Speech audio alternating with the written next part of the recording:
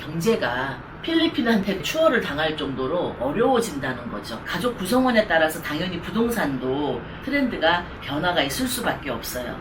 인생을 맘껏 누려봐. 나이야 멋졌단 말이야. 인생은 단 한 번뿐이야.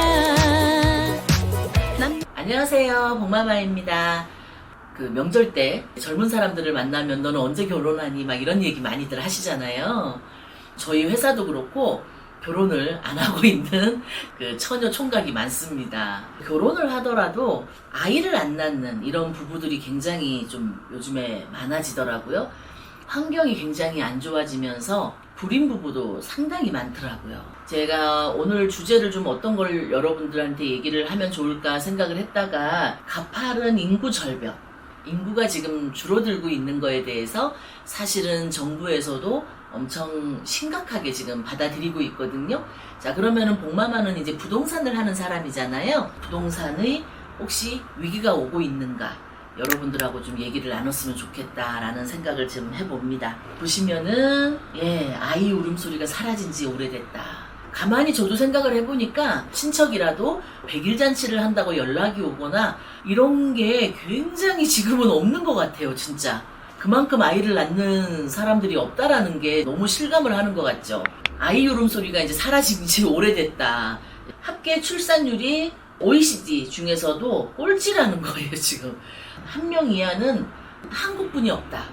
그러니까 부부 한 쌍이 한 명도 안 낳는다는 거죠. 0.81명이니까 이 5년 동안 주기를 쫙 보면은요, 점점 줄어들어서 지금은 한 명꼴이 안 되는 거예요. 지금 2021년도는 26만으로 뚝 떨어졌습니다.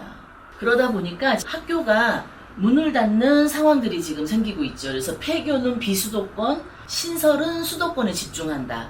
제가 인천 광화 같은 데 가서 보면은 예전에 벌써 이미 폐교를 한 곳들이 많아요. 인천이라는 곳이 도시긴 한데도 외곽에 있는 곳들은 학교를 벌써 폐교를 한 곳들이 많고, 지방 같은 경우에도 전라도라든지 경상도라든지 이쪽 지역에 학교가 경매로 나오는 경우도 있었어요. 전국에 초중 고교들이 폐교 지금 현황을 지금 제가 보여드렸는데, 안 옮기면 학교 소멸, 옮기면 지역 소멸. 관광을 하려고는 부산을 많이 가지만 생업을 위해서 부산을 가지는 않잖아요. 서울 다음에 원래 인구가 굉장히 많은 곳이었는데 지금은 엄청 빠지고 있습니다. 요즘에 이제 혼자 살거나 노부부들이 이제 너무 많이 늘어나고 있잖아요. 이제 어르신들이 이제 오래 살고, 우리가 뭐 120세를 지금 바라보고 있는 시대에 살다 보니까 뭐 7순, 8순은 이제 의미가 없는 거예요. 또 한 분은 돌아가시면 또 혼자 사시는 분들도 많이 늘어나잖아요. 그리고 젊은 사람들이 결혼을 안 하고 싱글족들이 많이 늘어나다 보니까 나홀로 사시는 분들이 굉장히 많죠. 우리가 2047년에는 1인이나 2인 가구가 72%나 증가를 한다는 겁니다.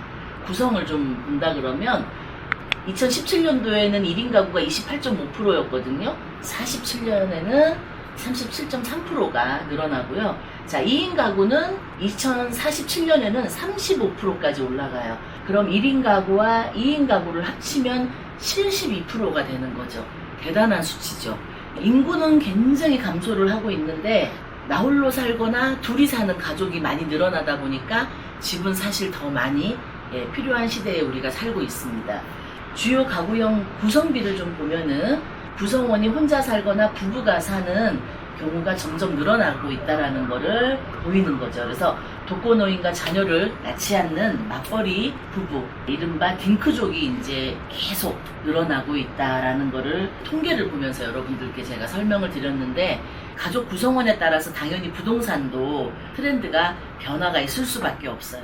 우리가 이제 예전에 보면은 인구정책 표변천사 1960년대에는 덮어놓고 낳다보면 거지 거를 못 면한다. 그 다음에 70년대에는 딸아들 구별 말고 둘만 낳아 잘 키우자. 80년대에는 둘도 많다, 하나만 낳아서 잘 키우자. 2000년대에는 엄마 아빠 혼자는 싫어요.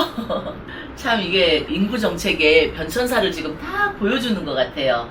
이런 것처럼 80년대까지는 우리가 이제 그 펼쳐졌던 산하제한 정책이라든지, 예전에는 우리가 막 그 성비에 이제 불균형이 좀 있었거든요.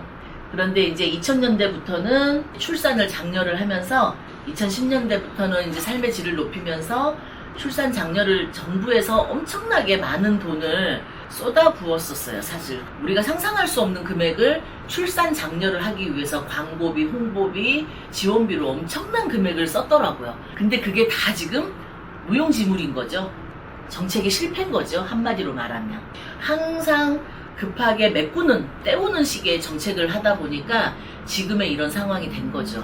이번에 제가 뉴스에 보니까 아이를 낳으면 이제 매달 뭐 70만 원을 지원을 해준다, 정부에서.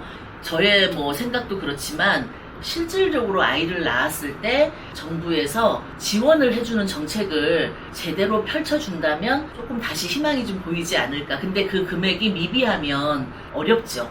왜냐하면 아이를 낳아서 키우는데 누군가는, 한 사람은 희생을 해야 되다 보니까 부인이 이제 직장을 아이를 키우는 걸로 그만두면 이제 경력 단절이 되다 보니까 나중에 아이를 키우고 취업을 하기가 어려워서 자기 전공을 제대로 살리지 못하고, 그래서 정부 정책이 진짜 많이 반영을 좀 해야 될 것 같습니다. 제가 볼 때. 저출산의 여파로 50년 뒤에는 1,400만 명이 사라져서 경기도가 사라지는 셈이다, 이렇게 보시면 된다. 젊은 사람들이 사라진다면, 아이를 낳지 않는다면 경제가 필리핀한테도 추월을 당할 정도로 어려워진다는 거죠. 경제적인 면에서, 군사적인 면에서, 모든 면에서 인구가 저하된다는 것은 국가에 상당히 위태로워진다는 거죠. 자, 2047년에 우리가 전국의 인구 소멸이 굉장히 위험하다. 이대로라면 우리가 필리핀에 추월을 당한다고 제가 아까 말씀을 드렸잖아요. 앞으로 이렇게 순위가 변동될 수 있다라는 거를 얘기하는 건데요. 3등인 지금 일본이 4등으로 밀려날 수 있고요. 한국은 지금 현재 10위권 안에 들어있지만 20위로 밀려난다는 얘기예요. 필리핀이 18위로. 여러분들 아시다시피 필리핀이나 베트남 이런 데는 젊은 인구가 엄청 많아요. 생산을 할 수 있는 젊은 인구가 굉장히 늘어나고 엄청 인적 자원이 풍부한 거거든요. 젊은 원동력이 결국은 나라를 더 발전시키고 부강하게 만드는 건데, 우리나라는 지금 젊은 인구가 빠지니까 결국은 순위도 밀려나게 되는 거죠. 한국은 현재 호주, 나이지리아 등 경제 규모 면에서 앞서고 있지만 뒤처질 것이라고 예상을 하고 있습니다. 이대로라면 예시를 해드리는 거예요. 통계를 보면서. 그래서 향후 한국 경제 침체를 유발하는 직접적 요인은 저출산과 고령화 현상이다. 아이를 낳지 않고 어른들은 일할 자리가 없고, 그렇죠? 이러다 보니까 생산 인구가 떨어지니까 당연히 이렇게 될 수밖에 없습니다. 자, 한국은 일본에 비해서 약 21년에 후행성을 보이는 점을 비춰볼 때 곧 일본의 잃어버린 20년을 전철을 밟게 될 수 있다. 그 일본은 사실 경기 침체가 굉장히 이제 심각한 상황이잖아요. 그래서 우리나라가 일본을 따라가는 것이 아니냐. 자, 일본은 지금 부동산이 사기만 하면 떨어지는. 도시는 뭐 도쿄라든지 도시에는 굉장히 상가라든지 오피스텔, 아파트들이 비싸긴 하지만 그 외 타 지역들은 부동산을 매입을 하기만 하면 오히려 매입했던 금액보다 빠지는 현상이, 부동산을 사기만 하면 망하는 거죠. 그래서 우리나라도 그렇게 되지 않을까라고 많이들 생각을 하시고 앞으로 이렇게 갈 것이다 라고 추론을 하시는 분들도 상당히, 교수님들이나 이런 분들도 이제 많으신데, 그러면 우리가 어떻게 부동산 투자를 해야 할까? 나 혼자 산다. 혼자 사는 인구가 30%가 이제 넘었거든요. 혼인 건수는 지금 보시면 10년 전에 비하면 절반 수준으로 떨어진 거예요, 지금. 이렇게 혼자 사는 가구가 점점 늘어나고 있어요. 그리고 우리가 예측 못했던 고령화가 생각보다 굉장히 빨리 오고 있다 보니까 인구는 줄어들고는 있지만 세대수는 점점 필요하다 보니까, 여러분들 뭐 도시 같은 데 지나다니시다 보면은 뭐 닭장같이 생긴 오피스텔도, 그죠? 전철역이나 이런데. 엄마마 구독, 좋아요 꼭 눌러주세요. 2047년도까지 56%까지 예상을 지금 하고 있는 거예요. 그래서 60세 이상의 혼자 사시는 어르신들도 굉장히 비중이 높아진다라는 거죠. 다음 화면을 보시면 늘어나는 다문화 가정. 2012년도에는 다문화 학생 수가 2021년도까지 거의 한 10년 가까이 수치가 올라가고 있어요. 전체 학생 수에서는 빠지고 있죠, 점점. 다문화 가족의 인구 추정치를 보자 그러면은 2009년도와 2050년도의 차이가 어마어마하게 나죠. 앞으로 20년 후에는 한국 거주하는 사람 15명 중에 1명은 다문화 가정일 것이다. 인구가 빠지는데 이렇게 해서라도 채워 넣어야 된다는 거죠.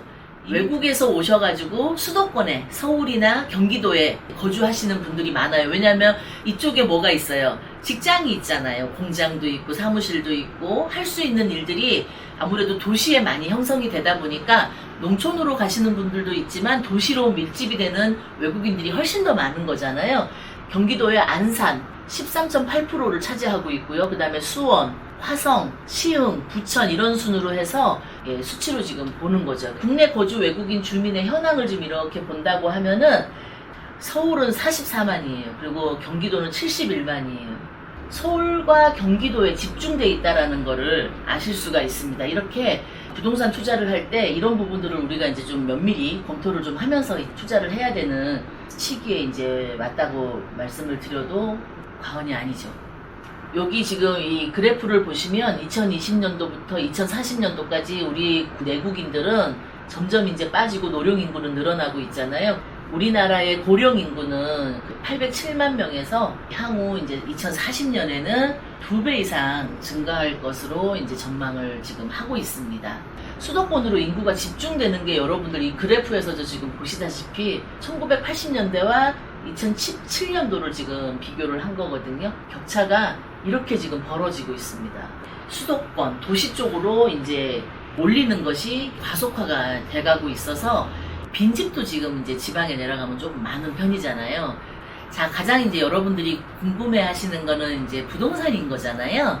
부동산은 또 정치, 정책 이런 거와 굉장히 밀접한 관계가 있어서 또 대통령이 누구가 되느냐에 따라서도 이게 많이 좌우를 하기 때문에 부동산이 빠졌다가 다시 또 올라가는 그런 시기는 계속 우리가 맞이하게 될 거예요. 또 양극화도 굉장히 심해지고 외국인과 한국인, 내국인에 따라서 사는 지역이 격차가 좀 심해질 것 같아요. 가격의 격차가. 우리나라가 지금 IMF가 있었고요. 예, 첫 번째 위기가, 그 다음에 두 번째 위기는 이제 외환 글로벌 위기가 이제 두 번째 위기였고요.